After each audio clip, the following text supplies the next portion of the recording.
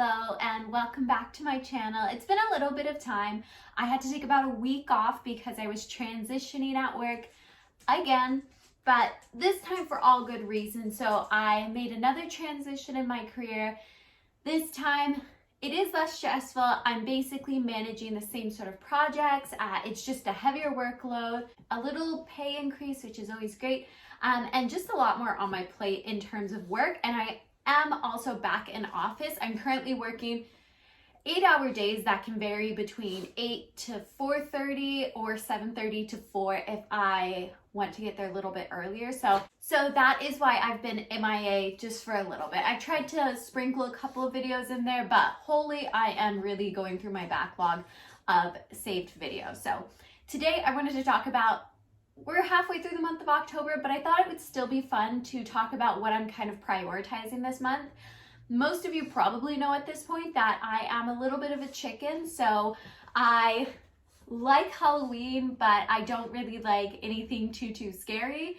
So mostly what I'm spending my time on is higher fantasy and some witchy books, more like just spooky-ish kind of atmosphere rather than outright scary. So one benefit of going back to work is for my lunch hours, I basically get an hour of uninterrupted reading time, as well as at some point here, I'm gonna start commuting. Right now, I drive about a 20-minute drive to and from work, but at some point I'm gonna be commuting about an hour there and an hour back, which is going to really basically be all my reading time for the day. So my first book of choice for my workbook, so I just pop it in my bag during the week and I spend my time reading it. This one I started today. It's called The Cloisters by Katie Hayes. This is one that had a lot of buzz last year. I think it was similar to A Secret History, but with like a cult sort of aesthetic in it. So I'm excited to see where this goes. I only read the first couple of chapters in the prologue and already it has me hooked pretty well. And I think it's literally like less than 300 pages. So it's officially the weekend, so I might wind up finishing it this weekend. Next, I will also be reading The Once and Future Witches by Alix E. Harrow. This was on my TBR for the month of September, but I didn't get around to it. And honestly, that's okay because it's October and I think this will probably be my second workbook that I start, if not finish. Alix E. Harrow reads very fast, and this essentially is taking place in Salem during the witch hunt, but there are no witches at the time, but through the oppression of women, I believe the first witches are born, and it's a trio of sisters. Next, if you haven't heard already, I am doing a reread of Sarah J. Maas right now, and her newest book is coming up very shortly. I feel like the end of this year really crept up on me, and I still have the rest of this series and potentially a reread of Crescent City. I don't know if I need to reread books 1 and 2 because I've read them so recently, but I am really glad that I decided to reread the Throne of Glass series because there was so much I had forgotten that does really play into the greater Sarah J. Maas universe as a whole. So definitely necessary, and I have promised myself if I don't finish this reread, I will not be starting the newest book on its release. I will have to finish this reread. Next, I wanted to talk about a couple of books that I don't have yet, which is the newest release of Ava Reid. I believe it's called The Drowning Girl or The Drowning Spell. It is a YA release from Ava Reid, whose books I really have enjoyed thus far, and I believe it is supposed to be just incredibly atmospheric. I'm not too sure what it's about, but Ava Reid is an auto-buy author for me at this point. Another book I look forward to starting is called The Pomegranate Gate. This is one that I have only heard rumblings about, specifically because of kind of blurbs like if you love Naomi Novik and if you love Catherine Arden's kind of Girl in the Tower, the Bear, what is it called? The Bear and the Nightingale series, then you are going to love The Pomegranate Gate. And if you don't know, those are two of my favorite fantasy series of all time. Uprooted, Spinning Silver, The Bear and the Nightingale. They are so atmospheric, they are so great, and The Pomegranate Gate is supposed to be incredibly similar in its atmosphere, incredibly similar in its folklore kind of writing style, so I am very excited for that. I have it. I'm the first on hold when it comes into the library. It's just being processed right now, so I actually cannot wait to get my hands on it. Lastly, more and more I have been leading into my Kobo and doing as much e-reading as I can.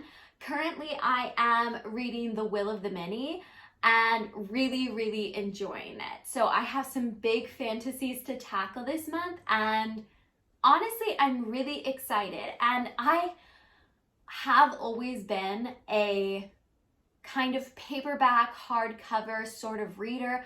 I love flipping the pages. I love seeing my progress as I'm going through a book. And I'm so sorry, prepare to like plug your ears, but I also do tend to underline things that I like or just doodle nonsense of what I'm thinking of a scene in my books that I really love. Most of my favorite shelves, my general fiction, do have little annotations on the side.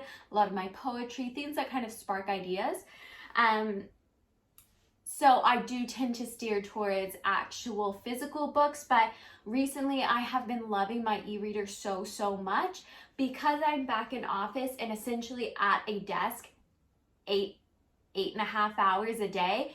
What that means is I've had to get more creative with everything outside of work. So at work, I've set my new goal to stand for longer periods with my Apple Watch, to up my move calories and to up my exercise amount. But also, because I'm at a desk full time now, it does really fatigue my wrists and it really fatigues my fingers. And that sounds so silly to say, but it was to the point where I was starting to get severe aches and pains and wearing a wrist guard and tremors in my thumbs, just from general fatigue from what I could tell. So I have really leaned into my e-reader specifically for during the week. And I'm loving it. So for my e-reader, currently reading The Will of the Many, but I also have a couple of books on loan from the library that I'm very excited to get to. One of them being Immortal Longings by Chloe Gone. Chloe Gone is a weird one for me because I started her YA series and recently DNF'd the spin-off series. I read about a chapter or a few chapters into it, and it just really wasn't for me. At the end of the day, I think I am growing more and more away from YA as time goes on. I have as well borrowed from the library a few like witchy romances. I don't know why I keep trying with romance, but I just truly believe I'm going to find a niche and I'm gonna love it. And sometimes when you read a lot of high fantasy or like heavier contemporary fiction, sometimes you just need like a little bit of fluff to get you through.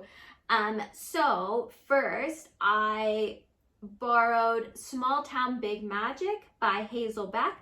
I have also borrowed What You Gonna Do by Avery Flynn. And I also did borrow These Infinite Threads by Tahereh Mafi. I have the first This Woven Kingdom on my shelf there. I am coming up on a little trip to Cape Breton that I will have plenty of reading to do because my brothers are probably going to be the ones driving. I probably will not because we're leaving after work on a Friday, so I don't like to drive at night whatsoever. And by the time the day's over, to be honest, like my contacts are ready to give out. So I will have a lot of time to do some reading. It's about a 5-hour drive from Halifax. So lots and lots of reading to be done. And it's going to be a good trip for sure. But those are just a few of the books that I plan to read this month. I really want to keep it more atmospheric than spooky. I really just want to read as much as I can, but now that I'm back at the office full time, I have a very good feeling and we're heading into the holidays. I just know it's going to be that slowing down period for me in terms of reading, probably until we get into winter time and it picks back up and I turn into a hermit again. But that's all I have for today. Thank you so much for watching and I will see you in my next video.